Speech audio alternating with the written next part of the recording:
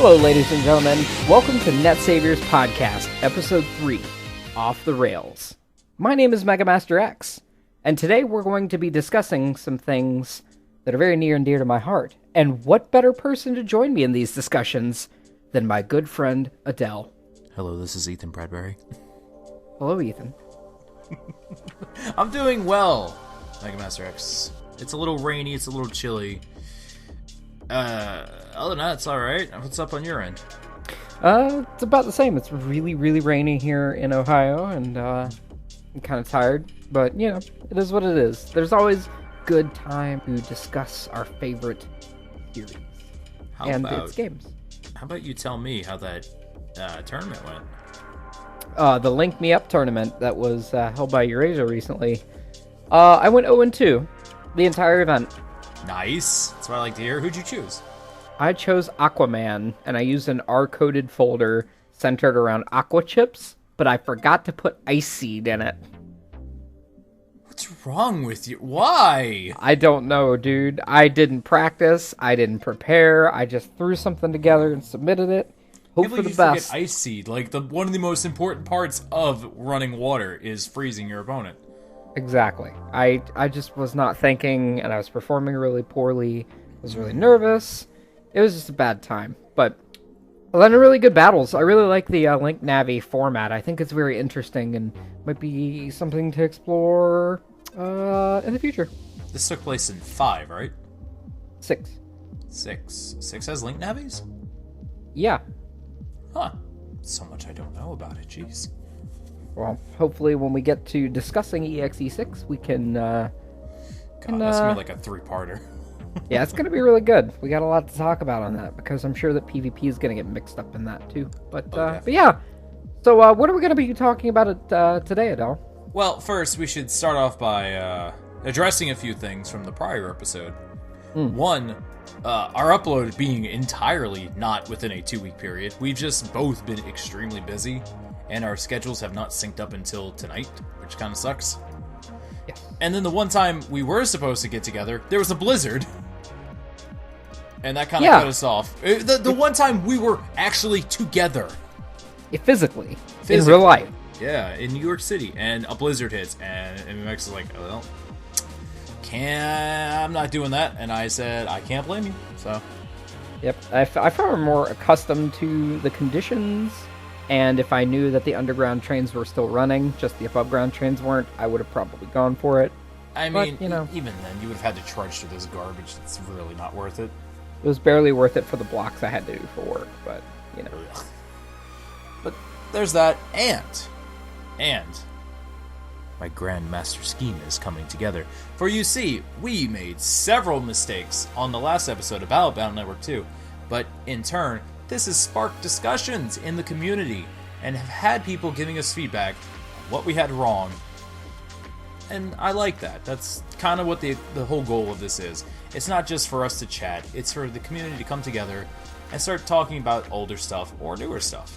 So, yeah. That being said, let me clear up a few things. Taraj definitely helped us out with this.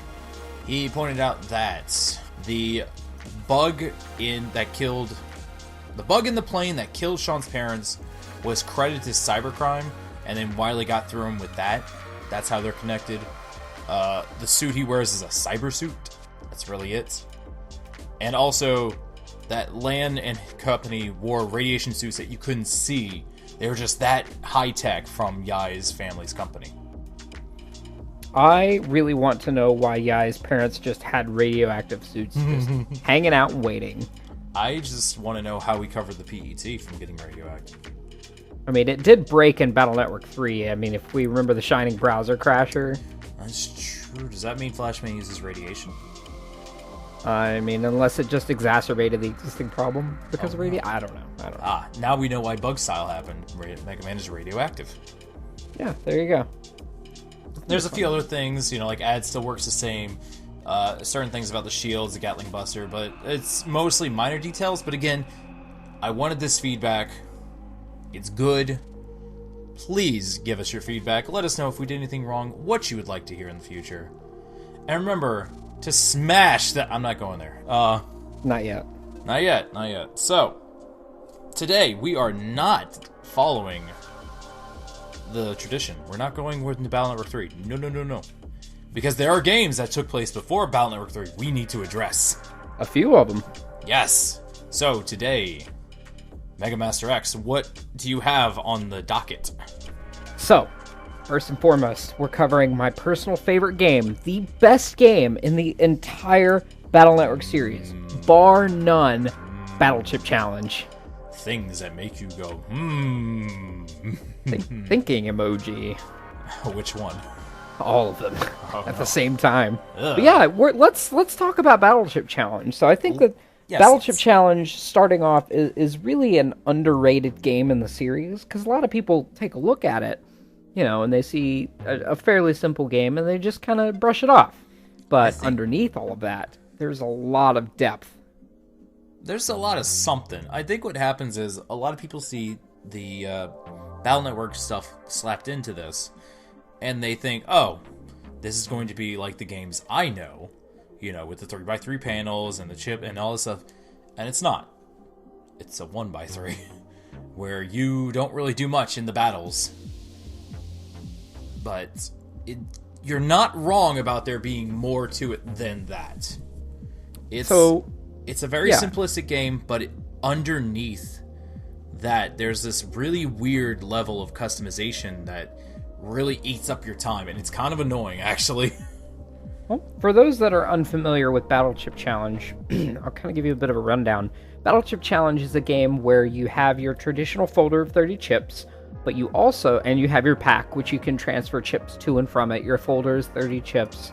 But you also have a program deck, and a program deck is a 3-tiered deck with 2 chips on the first tier, 3 on the second tier, 4 on the third tier.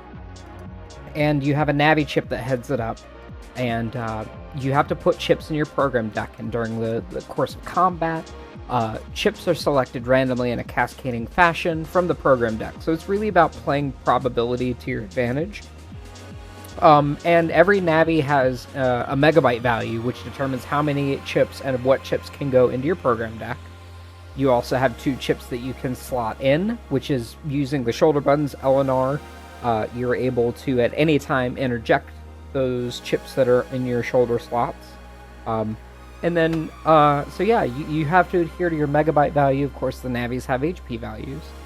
And, so this introduces kind of a complexity to where you have to set up your program deck to ensure that you are playing to your Navi's strengths, your opponent's weaknesses, while making sure that you are able to beat your opponent before they beat you. The interesting thing to note about this is you don't just play as Mega Man either. You can play as up to 48 different net navis. That's crazy. Yeah, a lot of them can be a couple of reskins here and there. You can play as Mega Man, but then you have like the Hub, Heat, Elec, Wood, Aqua styles. But they all do something different, is the thing. There's even normal navis, 1 through 5, and including the really busted normal Navi X, but they all do different things, even if they look the same. Like, Hub style will have a normal shot of 20. Heat Guts will have a normal shot of 70 with fire, but he'll have more HP and less megabyte value. So it's definitely a game that lets you play to a style you really want to play to. That's correct. And that's the thing that bugs me. It's a really cool system. And it's so annoying that it's that catchy. Because I really don't want to like this game. Because it's a very simple game made by NC Creates. The same people that did the Zero and the ZX series. And you can tell that they were not accustomed to the Battle Network stuff. They tossed together this really whatever scenarios for the 6 characters you can play as. But then, and that doesn't matter. And a lot of the chips and all other stuff are just like a mishmash. But that's what makes it interesting at the same time. These chips are from just Battle Networks 1 and 2. And then you have all these navis from 1 and 2, plus a few from 3, Flashman, Beastman, Plantman, Flameman, Metalman, and Kingman, and Base GS. And this came out before 3, right? It did. Yeah, so it's a really weird game, but it's just all these chips do something different. All these NetNavis do something different, and you can make a folder that you really like. It speaks to you, kind of, I guess is the best way to put it, you know? Like, man, I want to just break all their chips. Alright, I'm going to play an electric deck. Okay, now I have like 5 NetNavis to choose from that. Oh, well, they all do something different with that. Yeah, I mean, there are keywords that go along with each of the chips, as well as the Navi's abilities. So a Navi ability that's tied to the Navi chip is something that's done at the end of every turn, of course, unless they're paralyzed by an electric chip. There's stuff like, for instance, the Little Bomb and Mini Bomb series of chips have the add keyword, which means that they deal damage to the opponent's chips that are in their deck. And of course, if a chip's HP is reduced to 0, it is deleted from that respective Navi's deck. And, there's things like the delete keyword for the Whirlpool family of chips, which is obscenely busted. It really is strong. Whirlpool and Black Hole. Black Hole especially, because it has 250 HP tied to it, is stupid strong. It really is. And there's just such a diverse library of chips that are a good mix of one and 2. Things like pop-up, invis, drop down. There's all kinds of chips between the 2 that are used, and they all work really well, really cohesively. Were Godstone and Old Wood in 2, or was that 3? Godstone and Old Wood were in 2. If we're wrong, please leave a comment below. Well, I mean, there were styles in 2, so I'm fairly certain that they are. But if we are wrong, please feel free to correct us, and we will rectify it on our next episode. Yeah, I'm looking at the Godstone chip, and it says Meteo 80. What does that mean? Meteor 80. That means that if you're the correct style, it pierces invis. What? So there is a way to break invis besides getting off before it and breaking the chip. All meteor chips pierce invis. Wow. What about Lucky on Catcher? I do not know what Lucky does, because I never was lucky enough to get Catcher in BCC. And Mindbender? That either. I'm not sure. Okay. Like, I see these, and they're just like, well, those are really weird chips. But, yeah, no, there's a ton of really cool things. Oh, and I figured out, Air Shoes is also in this game, and it works in the silliest way. So, some stages have, like, holes, so you can't use stuff like swords that make you move forward. You can only use projectiles and thrown stuff. I guess the same thing. Anyway, I mean, you can't use swords, basically. What's interesting is Air Shoes allows you to bypass that, so it still works, like in the main series, but it only works on that type of stage, which means if you're in a tournament and you have this in your program deck, you can overcome that problem on just one stage. Which situationally could be good, but yeah, but no, wow, like the tournaments are like, this game is actually not easy either. You could think, oh, well, there's got to be certain chips that just allow me to roll through everyone. And yeah, there are obviously stronger chips than Navis. The issue with that is their power is gated by the fact that you have megabyte values and you can only go so high. So, like, I use normal Navi 2. I have 240 megabytes. That may seem like a lot. These chips are worth, like, between... Well, some are worth 0. Not many. But they go between 0 and... the most I have is 50 right now. I'm sure they go higher, I think. Yeah, there's, like, 60 values. Mm-hmm. So, that's how you gate that power. That adds up real fast when you're trying to fill up all those rows. So... yeah, it's a little challenging, but not impossible, obviously. No. I think that it sets those difficulty gates, as you pretty fairly put it. They're sprinkled around to kind of change the pacing of the game so that it makes sure that you don't continue to just steamroll the entire game. Yes. Which a lot of people don't even get to that because, like I said originally, I mean, people just look at the lack of complexity at the very beginning of the game and just go, that's all it is? Forget this garbage. Yeah, I remember I beat it as a kid, and I was just like, well, that was dumb. I'm done. And I put it down. I never touched it again.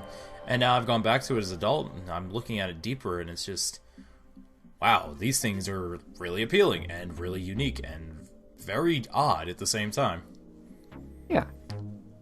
So, as we said, a lot of people are kind of turned off by this. How did it do overall? It was received pretty poorly, actually. It sold like garbage. Oh. It got middle to low scores across the board in terms of reviews. I'm talking IGNs, your PC gamers. Well, not I'm just kidding. PC gamers. But yeah, it really got fairly low to moderate scores. Although it did launch at the number 22nd best-selling spot in Japan on its launch. Unfortunately, I can't say something similar for the United States and Europe, but it's got that going for it. Not bad, not bad.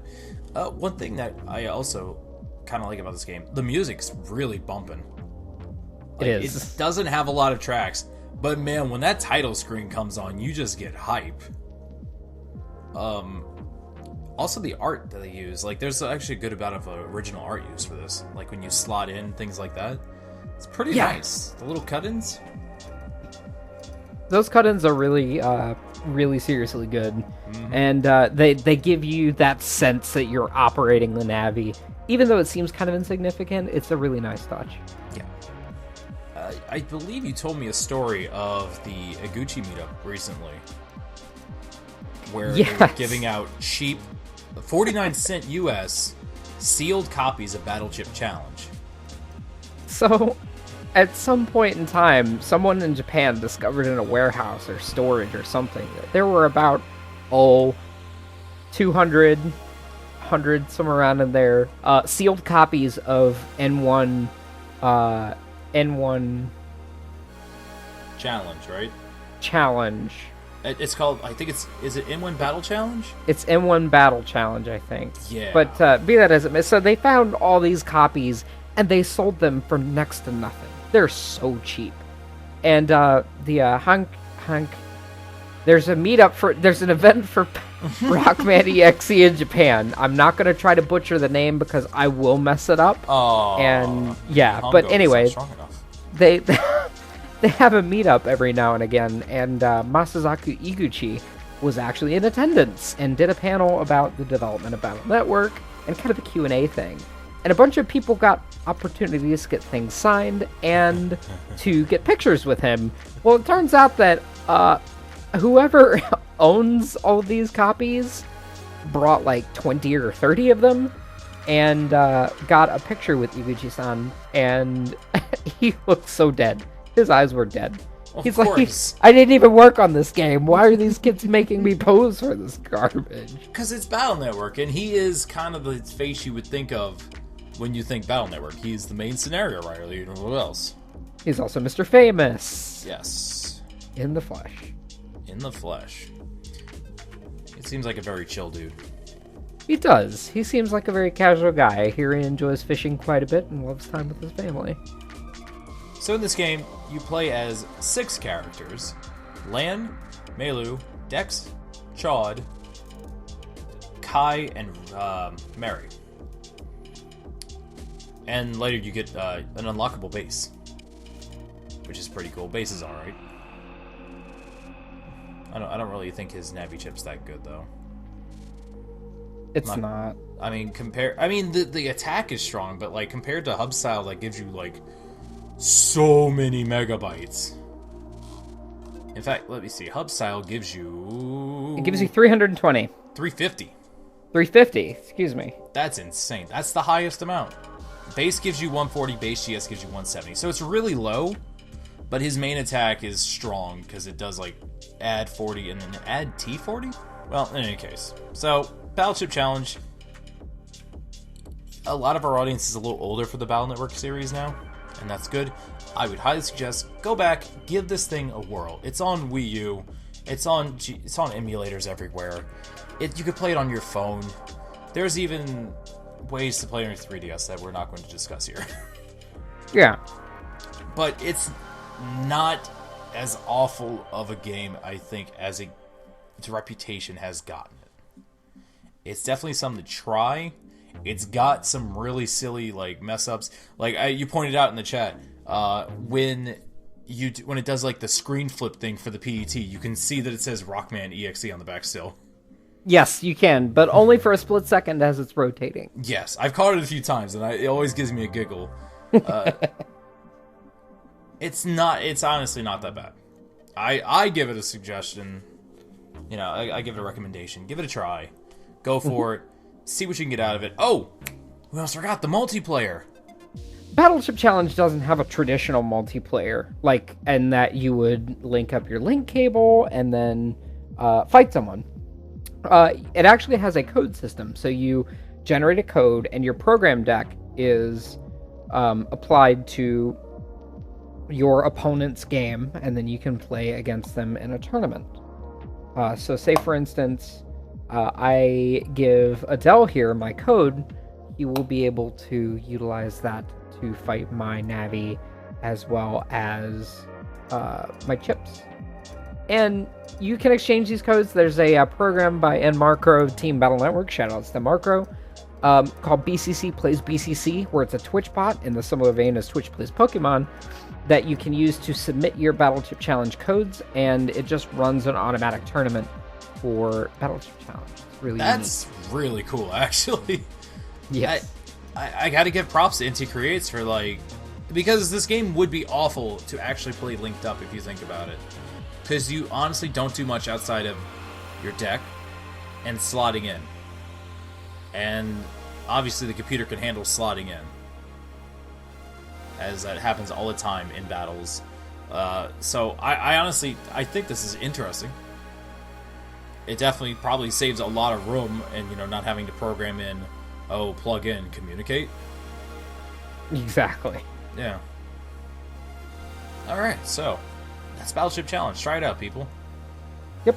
But now, we move on down the docket to a game that is widely known, and I think we both agree, as well as most of the community, that this game's actually trash. We speak, of course, of Mega Man Network Transmission. So, Mega Man Network Transmission, Adele, you remember in the first episode where I said that Battle Network 1 was kind of a beta test for Capcom. They were testing out the ability to kind of merge and blend genres in order to create an experience, right? Right, yeah. They did that with Network Transmission, but it did not work at all. It was honestly a very miserable game. It's not fun. It's impressive when you make a not fun game, like Star Force. Oh, no. Ooh, it's kind of stepping on some toes there. Lighting that fire. If you like Star Force, please let us know in the comments below. Smash that like button. Yeah. So, no, Network Transmission is, of course, the GameCube-only title made by the main Battle Network team, right? If I remember? Yes. No, wait. They farmed it out to another company to make Network Transmission. Yeah. Wasn't made by Team B, wasn't even made by Team A, Team S, none of that. Okay. So, yeah, there we go. I learned something else today. It was made by Arika. It wasn't even done by Capcom. It was published by Capcom, but it was made by Arika. So they just gave them the stuff and said, make a game. Yep. Make a platformer using Battle Network as the base. But we want it in the vein of traditional Mega Man. It was also insanely difficult. Like, crazy difficult. Very difficult. Yeah, no. I'll give you a story of the... Oh, I'm sure that's not good. I'll give you a story about the first time I ever played Network Transmission. Way back in 2005? 2006? So I was over at my friend's house, and he had the GameCube, all that, and he had Network Transmission. I love Battle Network. I had just finished 3 or 4, one of those, probably 4. And I was like, oh man, I've never seen this game. Let me try it out. I put it in. I couldn't get out of the room for an hour. In game, I was stuck in Land's room watching him pace back and forth, listening to that one song for an hour. Just like, why can't I leave? Why can I only access the PET? What is this game?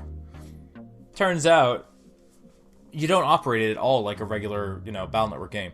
LAN doesn't do anything. LAN is there purely for aesthetic and, oh hey, remember there's a kid named LAN Hikari. You move around the AC/DC map by going to the map on the PET. The Mega Man jacks in to an area that you've selected, and then you just play the level. That's it. Not very exciting. It's... Also, the models don't even look good. So in terms of reception for this, are you interested in figuring out how well NT did? I'm gonna say it did. Along the lines of Battleship Challenge. It got a pretty average reception. It got a 6 out of 10, pretty much across the board. Really? And there were some that pushed it over. A lot of people panned the difficulty, but not really because the game was actually legitimately difficult, but because the enemies were difficult and cheap. The game only sold about 23,000 copies in Japan on its first week of sale. And it sold 30,224 copies in North America. Turned out to be the 8th best-selling GameCube game in the region for the month of June 2003, which was its release month in North America and Europe. That is incredibly sad. Surprising. It's really surprising. Most of the reviewers, like IGN, GameSpy, rest in peace. They were like, okay, well, the chips are interesting, unique for a platformer. The randomization's good, but the graphics look like they probably belonged on a PS or even a Super Nintendo. Oh, they ripped the game for that. So I mean, it wasn't received very well, but I will say that it is a really, really good speedrun game, though. If you haven't seen a speedrun for it, you totally should. Speaking of speedruns, there was a very big event with speedrunning recently that our good man MegaMasterX was at. Except he didn't really take part. No, I was on the couch, soothing Plum T, a Battle Network speedrunner and speedrunner and many other things. Shout out to Plum if you're listening. What's up, dude? He ran network transmission at Awesome Games Done Quick 2017, which took place in January in Herndon, Virginia. And I got to sit on the stage, and Taraj42 actually did commentary on the couch as well. He did very cohesive commentary through it all. And there were a couple of errors in the speedrun, but it was a very respectable run. It's a interesting game to watch, speedrun. It's a shame that it honestly came down to him grinding double jumps. Yeah. Yeah. Also, you just sitting in the timeout chair while Mars and I are throwing money at the screen, trying to get them to read our shout out to you. Literally, greetings from Germany, long-time listener, first-time watcher. Here's $10. Kick cancer's butt. Also, MegaMasterX, what are you doing right now? That's what we were trying to get through, and they would just not read it. I checked the tracker afterwards and saw the donations, so they did get read by me, but they just didn't get read on air. I think the dollar amounts were kind of low. Like $100. Greetings from Germany. All right.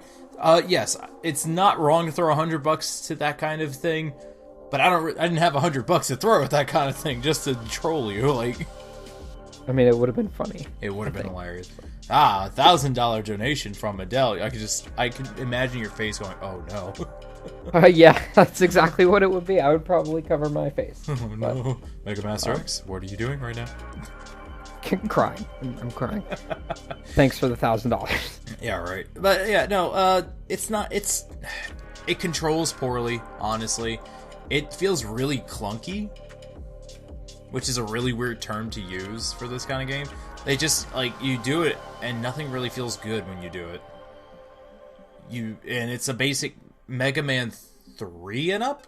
3 is where you get the slide, right? Yeah. Yeah. So it's basically a Mega Man 3 platformer and up, because you jump, you shoot very poorly, and you slide. And you sometimes use chips. Sometimes. It's just a really weird game, and try it if you can. It's kind of garbage. I don't know. It is pretty garbage. I'm not gonna lie, and I'm not gonna sugarcoat it. I mean, it's got its perks, but by and large, it's not. It's not that good. No. What's interesting though, I will say this about the game: I liked Zero's design. I liked. I kind of like Brightman's design. Starman was kind of fun too. Life Virus R is the laziest crap I've seen. Just because it's regular Life Virus with a few more colors, and it has double hands on each arm. Like, it has two hands to make one hand. It's ridiculous. Gravity Man was in there. Was it Gravity Man? Yeah, it was Gravity Man. Sword Man was in there. Sword Man was awful. Wow, yeah, that's the other big thing. The NetNavis were just really poorly translated into this game. Because they were just... You see Gravity Man's original design, you're like, oh, okay, he's kind of cool. And you see him here, he's just this bulbous round thing, and it's just... Stone Man did this right, because he was a big, like, Goliath-looking thing. This Gravity Man is just disgusting. Yeah. It's not a good translation. Same with Sword Man. I like the idea of... I think they originally wanted to go for, his swords, like, switch heads, so he has a different style. But that never happened. He's just a sword that wields swords. It's dumb. That's a pretty accurate way of looking at it. No multiplayer. And no multiplayer. Well, I mean, to be fair, GameCube didn't really have very many multiplayer games. It had Melee and... Yeah, Melee. It had Animal Crossing. Oh, no. Yeah, you could bring over... Anyway, we're not talking... That's not fair. It also had 4 swords on it. I mean, yeah, but... And Final Fantasy. So, yeah. Alright, so... Other games that aren't Mega Man aside, there were a couple of kind of honorable mentions, I think, that we should talk about. Okay. So... Let's talk about Fat Kids Wonder Swan. Do you know about the Wonder Swan? I've seen the sprites, and they look pretty garbage. That's all I really know about it, and that they exist. For those that aren't in the know, the Wonder Swan was actually made by Gunpei Yokoi. Yes, the guy who made the original, or designed the original Game Boy. That is correct. He created the Wonder Swan color and the Wonder Swan crystal and the Wonder Swan itself proper. It was released in 1999 with Gunpei Yokoi's company Kota Laboratory and also Bandai. Really cool design. Like, I really like the Wonder Swan system. But go on, you guys will get to. So the Wonder Swan was not very popular at all.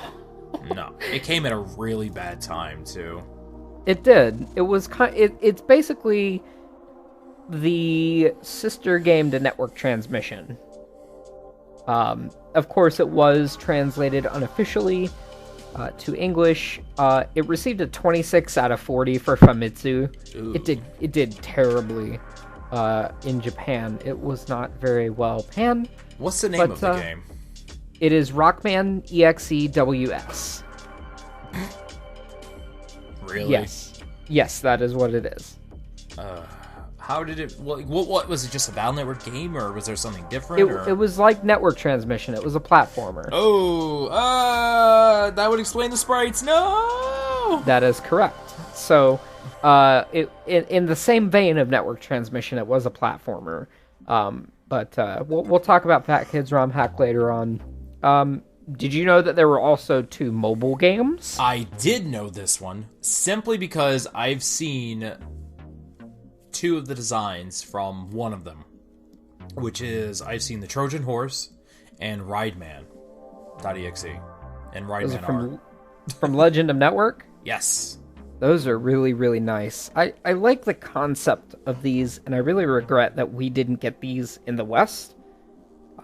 But they were made for a specialized cell phone, and they really didn't last very long. But there were two games, Phantom Network, which came out first in 2005, and The Legend of Network, which came out in 2006. Both of these ended up being tie-ins to Beast Plus. So the Navis that you see in both of these mobile games actually made appearances in the anime for Rock Band EXE Beast Plus. Huh. That's interesting. Yep. I like the idea behind the Trojan horse, though, in Legend of Network. That was, like, really cool. Actually. With the whole, it's hiding... Oh, spoilers. It's hiding inside the man who turns into a horse. Or the net Navi that turns into a horse. Did you say Ride Man? Yep. Also, have you noticed how his color schemes look way too much like Life Fires? Oh my god, they do! You look at it and you're like, huh. And it's funny because I was reading the thing where the designer of it was like, oh yeah, I was just trying to make this thing, blah, blah, blah. And then I colored it, and someone pointed out it looked like Life Virus. It just happened. It was accident.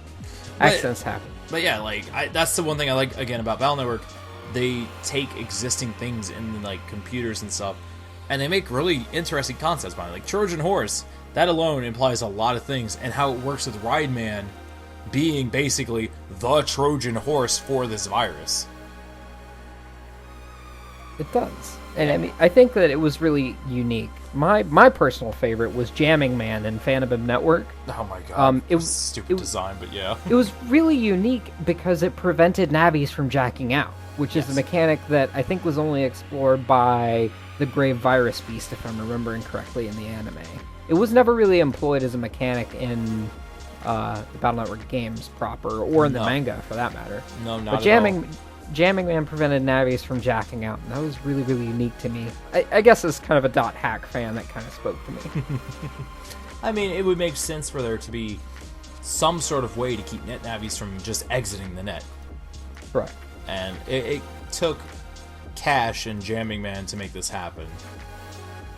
Oh, Cash. Cash was another cool design concept. Cash me outside. Really? Please that meme died within, like, the minutes. Please edit that out. But, I like the idea of Cash. He's this built-up thing in the old servers and blah, blah, blah. And he gains sentience and he starts wreaking havoc. Yep. He was literally Cash inside of an old server that was rebooted. And he was just like, oh, I'm suddenly alive. Hello. So, that's those. Well, there's two other things here on the docket. Okay, so the Mega Man NT Warrior TCG. Oh, buddy. Okay, so this one's interesting because I've had these cards, but these cards are weird because the game itself, it has its own mechanics. I'm not really familiar with them. There are some who are, but it myself included. Yeah, we'll touch that in a second then, I suppose, if you'd like. It's different because there's also a Rockman EXE card game in Japan that looks entirely different from this one. Am I wrong? You are correct. It does. And it even has, the Japanese version of it at least, has unique art. Yes. So there's pictures of Mega Man with two swords and a very wavy jacket. That's unique art from the Japanese version of the card game. King card, yes. Yes. So but they play the same, right? No, they play pretty differently, actually. Okay. I don't know the mechanics entirely of the Japanese one, but I do know for sure that it is a unique card game and does not match the mechanics of the Mega Man NT Warrior TCG. Okay, so basically, the Mega Man NT Warrior one was made for just stateside. They took stuff from the show, slapped it on the cards, made a mechanic, and said, push it out. Yes. Okay, so how does this game stateside work? So in the States, you have Navis, of course, and they have a blast value, defense, and attack value. And the goal of the game is to build your Navi's attack up over the course of a turn and attack your opponent's Navi to make them lose energy. And you lose energy by taking cards from your deck to the discard pile. I won't go too much into the mechanics for time's sake, but Needless to say that it is certainly a unique game in that it kind of goes against some of the more traditional trading card game mechanics like mana. There is a mechanic, the power gauge, which is kind of like the custom gauge in a way. It's just really unique. Every turn that increases by one card, and you burn your custom gauge or your power gauge in order to do certain things, which is certainly unique in its own way. But yeah, you can get the cards relatively cheap, although by the day they are getting considerably more difficult to find. So if you're able to find any kind of booster boxes or a couple of starter decks maybe even, I would highly recommend picking them up because they may not be around for much longer. See, it's kind of the opposite of the .hack card game. Those are so easy to find and buy, it's ridiculous. Speaking of which, I need to pick some more of those up myself. My roommate got like two booster boxes, I believe. Or it was some crazy amount for like $60. She has like a ton of them now. All I have is my one blue deck, but with my boy Pyros in it. I'm a little jealous. Yeah, you should be. I think I'm going to pick up a couple of booster boxes when I get paid. I mean, yeah, no, they're on the cheap. But yeah, I'm more like, it's a shame though that we didn't get like the Japanese version, because that one seems really interesting. But it's kind of along the same lines of like the Monster Hunter one. We didn't get that either. And they're really, really hard to find. I don't know They why. are. I mean, they weren't... A couple of years ago, they were pretty easy to find, but I think that a few people just bought them up and started hoarding them. I certainly wasn't one of those people. How many you got? Cards? Individual cards? Mm-hmm. I'm sitting on at least 500 or 600. I mean, I just went on a buying spree and spent way more than I think I should have. I mean, you have a lot of them, so I guess. Yeah. So it's just like battle chips for me, but that's another discussion for another time. So there's one last thing here. There's a board game? There is. Oh my god, enlighten me. I've never seen this. Full disclosure, I don't know too terribly much about the board game. I've only seen glances of it. But from what I have seen of the game, you have pet cards, or pet cardboard thing, or PET, whatever you want to call them. And then you use battle chips, and you move your navies all over the board. And I don't know, it looks weird. I definitely want to, I want to get it just out of morbid curiosity, but it is also exceedingly hard to find. So if you do find that, snatch it up, and also if you can find a second copy, please send me a tweet at MegaMasterX on Twitter. Let me know where it is so I can pick one up, please. You know, I'm gonna have to start scouring a lot of like the the thrift stores and pawn shops in New York City for you. Yeah. I get the distinct feeling in my gut that I could probably find some really rare Battle Network stuff floating around. I don't know why. If you find an official Complete Works that's in English, I will probably keel over, because I do not want to spend 3 digits of dollars on a book. An art book. I mean, I guess I'm just lucky. I'll keep an eye out, don't worry. I appreciate it. I can't believe you didn't jump on it when it was only like $30-$40. It was either get home or get Complete Works, and I had to make the right choice. You didn't, obviously. Sometimes I keep myself up at night wondering if I did actually make the right decision there or not. You could have just made the easy choice right there. Bam. I could have, but there will be other opportunities, I'm sure. Hopefully. Maybe. So, I think that just about wraps up this episode, huh? So, Adell, where can people find you? Don't worry about that. No, you can find me, of course, on this channel, as this is my YouTube channel. You can also find me on Twitter at twitter.com/trainer_Adell, and on Twitch at twitch.tv/tactical_network. I think that we will actually be putting this on as just an audio thing for a podcast, since we've gotten requests for it, which is perfectly fine. So I'll be looking into that, I guess, since you did send me the instructions. Yeah. I just got to get off my butt and do it. In the event that you are listening to this podcast on iTunes or the Windows Store or Google Play, feel free to give us any kind of comments or suggestions. Feel free to rate us as you choose to do so. Mm-hmm. Yeah. So, well, before we sign out, where can we find you, MMX? We need more of your delightful insight and voice. I'm pretty easy to find. You can find me on Twitter at MegaMasterX. You can find me on the N1 Grand Prix competitive Battle Network 6 Discord. You can find a link to that Discord on the sidebar of reddit.com/r/BattleNetwork. Mm-hmm. You can find me at YouTube at youtube.com/MegaMasterX. And, yeah, that's pretty much it. So yeah, people, that wraps up this episode of the Net Saviors podcast. If you like this, please feel free to follow, sub, like, all that jazz. Leave us comments, feedback. Let us know what you want to hear in the future. We love hearing back from our listeners. I think that next week we will actually be getting back on track since we underailed the podcast. Battle Network 3 is on the horizon. We're going to do our best to keep on the upload schedule this time too. Time to get full synchro, counter it up, get some bug frags. I'm so ready to tackle Battle Network 3. Oh my god. We're going to have maybe to do we can get some so much homework. Maybe we can get some fresh faces in here too. I'm going to have to do a lot of questioning before the episode, that's for sure. Get my notes precise. We got to make sure our homework is done, that's for sure. Uh-huh. Alright, people. So thank you for listening. Be sure to catch us next time. And remember, keep busting those viruses. Time to jack out.